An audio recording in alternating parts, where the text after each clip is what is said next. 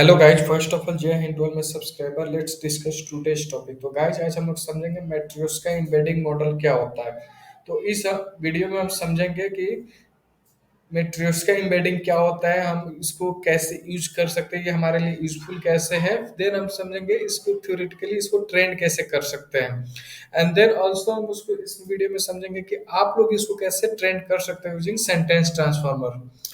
तो सबसे पहले स्टार्ट करते हैं हम। इस वीडियो में आपको मैं प्रैक्टिकल भी करके दिखाऊंगा कि कैसे आप लोग टेक्स्ट को एम्बेडिंग कर सकते हो, और कंपैरिजन वगैरह भी करके दिखाऊंगा जो रेगुलर एम्बेडिंग मॉडल है उससे ये क्यों डिफरेंस है। मैट्रिक्स के एम्बेडिंग और रेगुलर एम्बेडिंग मॉडल में डिफरेंस क्या है। तो सबसे पहले हम समझते हैं कि यहाँ पे टेबल ऑफ कंटेंट में आप लोग देख सकते हैं अंडरस्टैंडिंग ऑफ एम्बेडिंग। एम्बेडिंग क्या होता है, फिर मैट्रिक्स का एम्बेडिंग समझेंगे, फिर मैट्रिक्स का डॉल करके वो समझेंगे, डॉल्स करके। एंड देन हमें मैट्रिक्स का एम्बेडिंग का हमें यूजफुल क्या है, हमारे लिए क्या यूज है। देन उसके बाद समझेंगे कि मैट्रिक्स का एम्बेडिंग को कैसे ट्रेन किया गया, थ्योरेटिकल और सेंटेंस ट्रांसफार्मर के थ्रू भी हम समझेंगे प्रैक्टिकली इसको कैसे आप लोग ट्रेन कर सकते हो।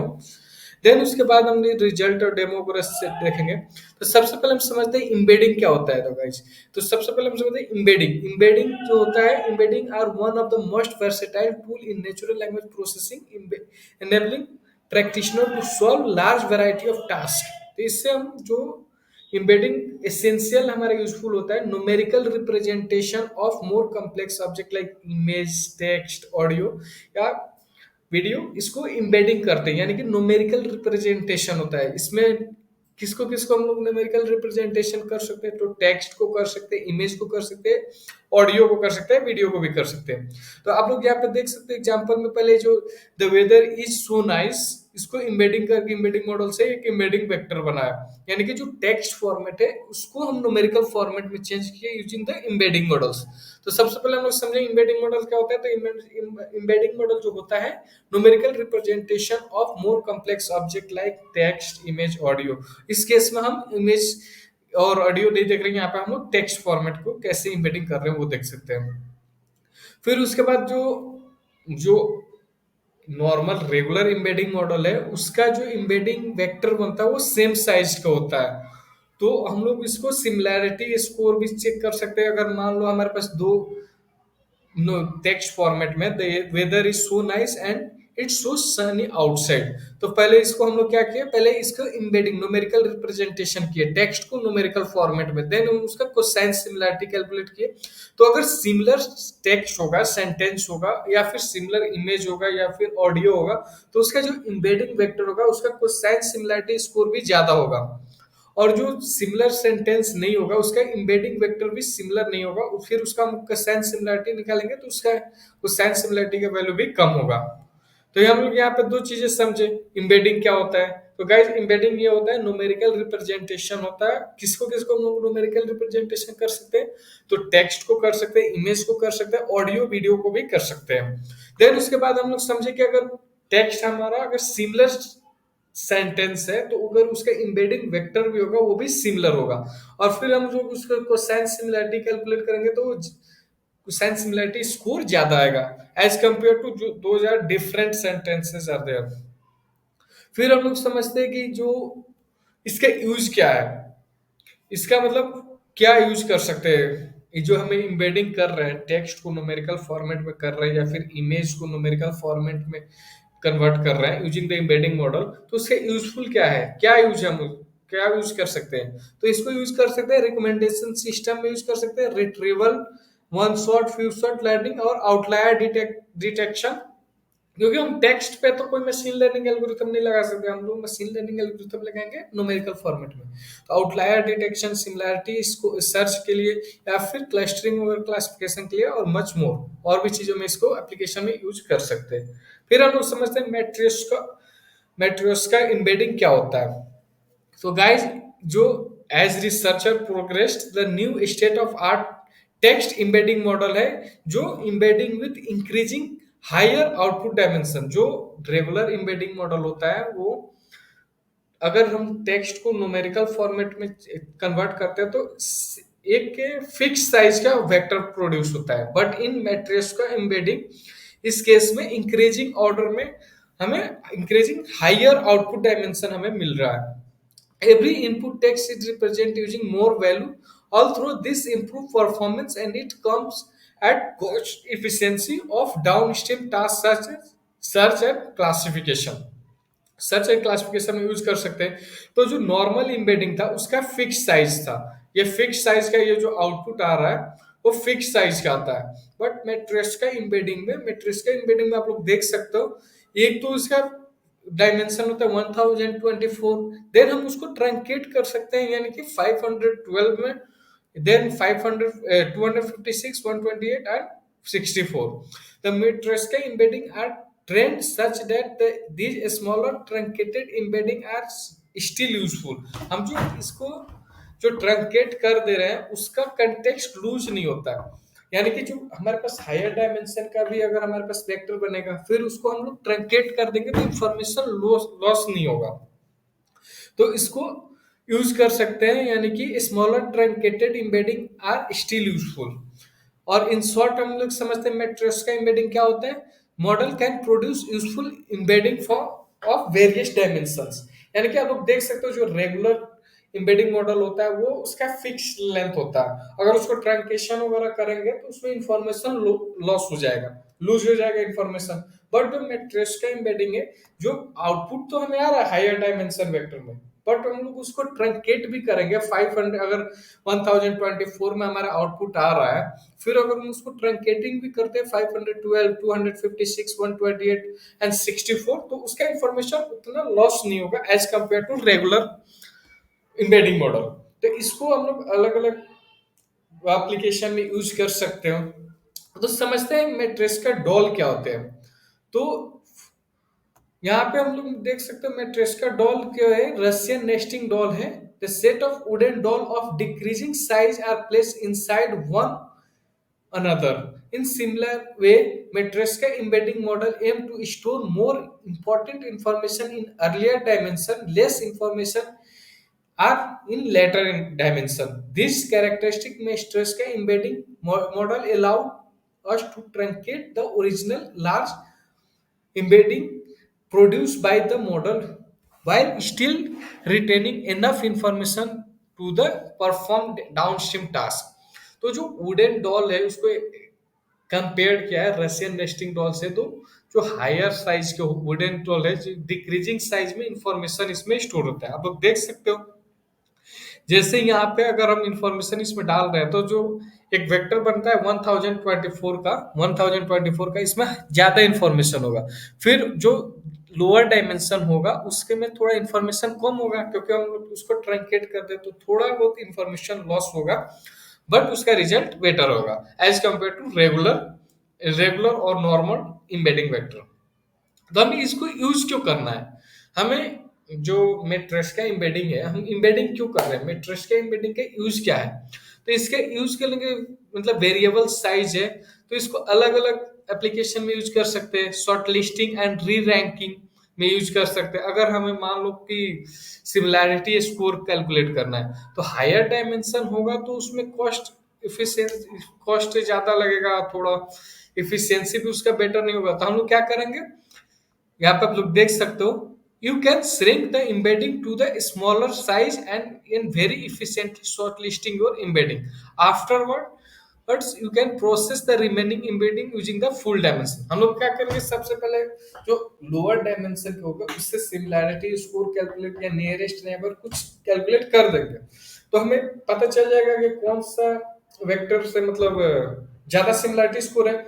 तो हम लोग प्रोसेस एक बार हमें रैंक पता चल गया कि इस वेक्टर का सबसे ज्यादा परसेंटेज या फिर परसेंटेज मैच या फिर सिमिलरिटी स्कोर ज्यादा है, तो अगर हम फर्दर प्रोसेस करेंगे तो हम उसका जो बड़ा वाला वेक्टर होगा 1024 का वो हम लोग प्रोसेस कर देंगे, तो इससे शॉर्ट लिस्टिंग और रैंकिंग बेटर होगा।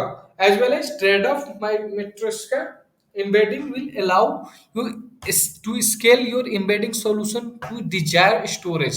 स्टोरेज भी कैसे, अगर हम डायमेंशन अगर रिड्यूस कर देंगे तो स्टोरेज भी कम होगा, स्टोरेज कॉस्ट भी कम लगेगा, प्रोसेसिंग स्पीड भी बढ़ जाएगा, परफॉर्मेंस वगैरह भी बढ़ जाएगा, बट थोड़ा बहुत तो इंफॉर्मेशन लॉस होगा ही, ये थोड़ा ट्रेड ऑफ है। देन हम ये लोग समझेंगे इसको ट्रेड कैसे किया गया। तो यहाँ पे देख सकते हैं हाउ आर मेट्रिक्स का एम्बेडिंग मॉडल ट्रेड। यहाँ पे थ्योरेटिकली आप लोग देख सकते हो, थ्योरेटिकली मैं इसका ब्लॉग पोस्ट भी आपको डिस्क्रिप्शन बॉक्स में डाल दूंगा, वहां से आप लोग पढ़ लेना। तो इसको मेट्रिक्स का रिप्रेजेंटेशन लर्निंग एमएलआर जो है approach can adopted for almost all embedding model training framework. Normally a training step of an embedding model involve producing embedding for your training batch of text example and then using some loss function to create loss value that represent the quality produced by the embedding. हम इसको loss calculate करते हैं, फिर उससे हम लोग decide करते हैं इसका क्वालिटी ऑफ एम्बेडिंग क्या होगा। Optimisation will adjust the model weights throughout the training and reduce the lost value. यहाँ पे आप लोग ब्लॉग पोस्ट भी पढ़ लेना, आप लोग को वहां पे समझ में आ जाएगा। उसके बाद से जो मैं उसका एम्बेडिंग जो ट्रेनिंग हुआ है, स्टेप्स इन्वॉल्व है बैच साइज में and the same loss function determine not just the quality of your size embedding but the quality of your embedding of various different dimensionality. For example, output of dimensionality are 5 for 668, 512, 256 and 64. The loss value of each dimensionality are added together resulting the final loss value. तो guys आप लोग देख सकते हो जो loss इसको calculate करते हैं उसको सब ऐड करके फाइनल लॉस वैल्यू को यहाँ पे शो किया हुआ है। तो हम लोग इसको कैसे कर सकते हैं, तो सेंटेंस ट्रांसफॉर्मर फ्रेमवर्क के थ्रू हम लोग इसको ट्रेन कर सकते हैं मैट्रिक्स का एम्बेडिंग मॉडल को। एंड यहाँ पे आप लोग देख सकते हो, यहाँ पे कोड भी दे रखा है कि आप लोग कैसे इसको ट्रेन करेंगे। तो rather than applying some loss function only the full size, we apply the same loss function truncated portion। तो जो loss function हमारे यहाँ पे कैलकुलेट होता है, ये तो हायर डायमेंशन पे भी same loss function lower dimension पे भी यूज होता है। यहाँ पे आप लोग देख सकते हो, यहाँ पे कोड दे रखा है, आप लोग यहाँ पे कोई एम्बेडिंग मॉडल यहाँ पे लेकर फिर उसको ट्रेन कर किया गया है, आप लोग यहाँ पे देख लो। Using the sentence transformer library के थ्रू हम लोग इसको ट्रेन कर सकते हैं। यहाँ पर रेफरेंस के लिए भी दे रखा है, आप लोग इसको पढ़ लेना।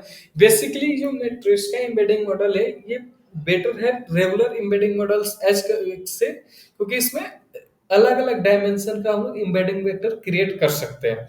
और जो ट्रंकेशन अगर हम कर देंगे तो इंफॉर्मेशन लॉस तो थोड़ा बहुत होगा बट ये बेटर रिजल्ट होगा।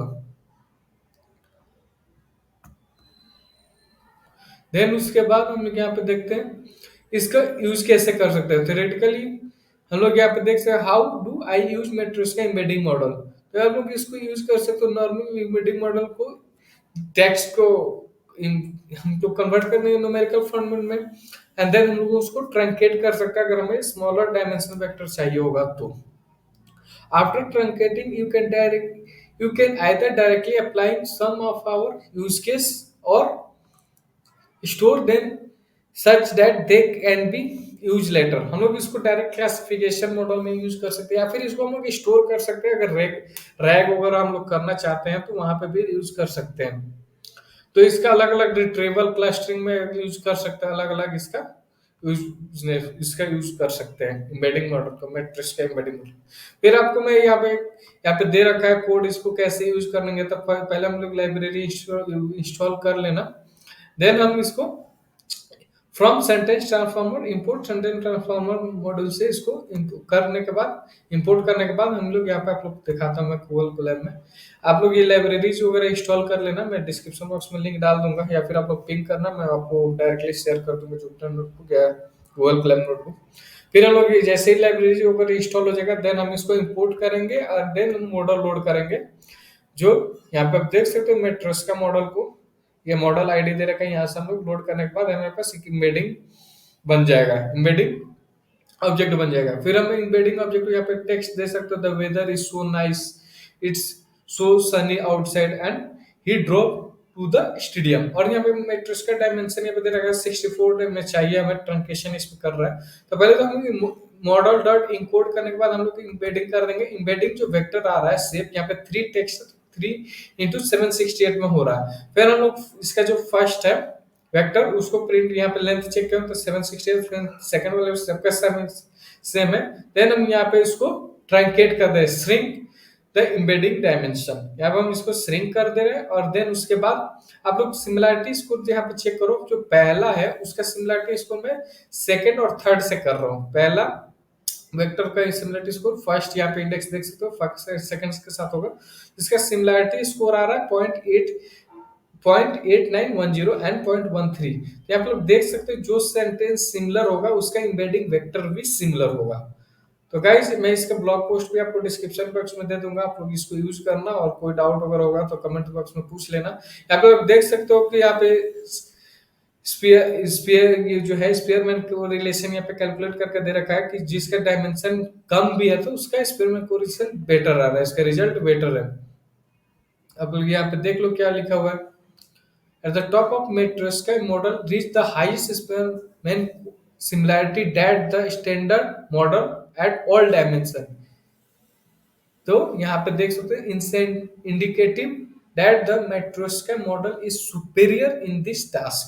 एम्बेडिंग और Matryoshka एम्बेडिंग का रिजल्ट वगैरह भी बेटर है। यहाँ पे लोग देख सकते हो Matryoshka at 8.3 of the embedding size Matryoshka model preserved the 98% 98.37% performance as higher than the 96.42 at the standard model। वही आप लोग इसको ब्लॉग पोस्ट पढ़ लेना और डिस्क्रिप्शन बॉक्स में मैं लिंक डाल दूंगा, वहां से आप लोग देख लेना। तो गाइस मिलते हैं नेक्स्ट वीडियो में। जो लोग जनरेटिव एआई में इंटरेस्टेड है वीडियो को लाइक कर देना, चैनल को सब्सक्राइब कर देना। Bye bye.